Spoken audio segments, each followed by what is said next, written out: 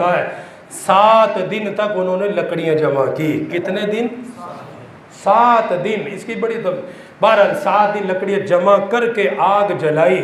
جلانے کے بعد منجنیق کے ذریعے سے خلیل اللہ کو اندر ڈالا۔ 7 دن کی آگ جل رہی ہے، اتنی آگ کہ پرندہ نہیں گزر سکتا۔ حضرت ابراہیم خلیل اللہ کو آگ میں ڈالا گیا۔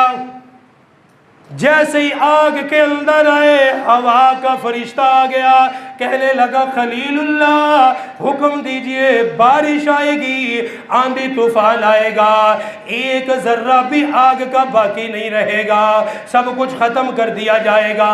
ابراہیم خلیل اللہ فرمانے لگے حسبی اللہ و نعم الوکیل، میرے لیے میرا اللہ ہی کافی ہے، وہی بہترین کارساز ہے۔ حسبی اللہ حسبی اللہ حسبی اللہ حسبی اللہ کا نعرہ لگانے لگے، جس رب کے لیے آیا ہو وہی رب مجھے یہاں بچائے گا، اور فرمانے لگے میری نبوت کی دلیل بھی بنے گا، میری نبوت کے لیے ایک مضبوط دلیل بھی بنے گی، میں لوگوں کو دکھاؤں گا تمہارے بت اپنے آپ کو بچانے پر قادر نہیں، میرا رب مجھے آگ میں بھی بچائے گا۔ یہ میرے لیے ایک بہت بڑی دلیل بنے گی۔ بارش والے فرشتے کو کہا واپس چلے جاؤ، میرا رب میری حفاظت کرے گا۔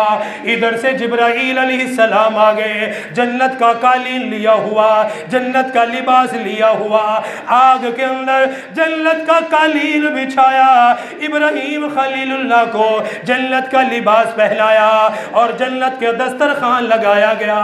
خلیل اللہ 7 دن کی آگ ہے، اللہ کے مہمان بنے ہوئے ہیں، جنت کا کھانا کھا رہے ہیں۔ اللہ پاک نے آگ کو فرمایا قُلْنَا يَا نَارُ كُونِي بَرْدًا وَسَلَامًا عَلَىٰ إِبْرَاہِيمَ، فرمایا اے آگ تو میرے حکم کی محتاج ہے، خبردار اگر میرے خلیل کا ایک بال بھی جلا ہو ان کے لیے سلامتی والی بن جاؤ، ان کے لیے راحت والی بن جاؤ۔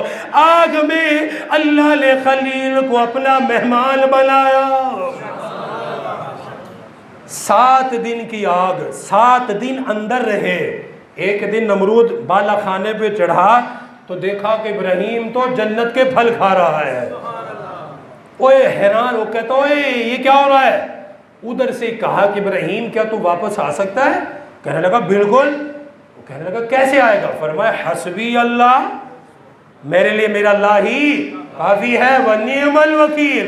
اٹھے کپڑے جھاڑے اور فرمایا حسبی اللہ ونعم الوکیل، اللہ کا نام لیا، آگ سے گزرتے ہو سامنے آگے کھڑے ہو گئے۔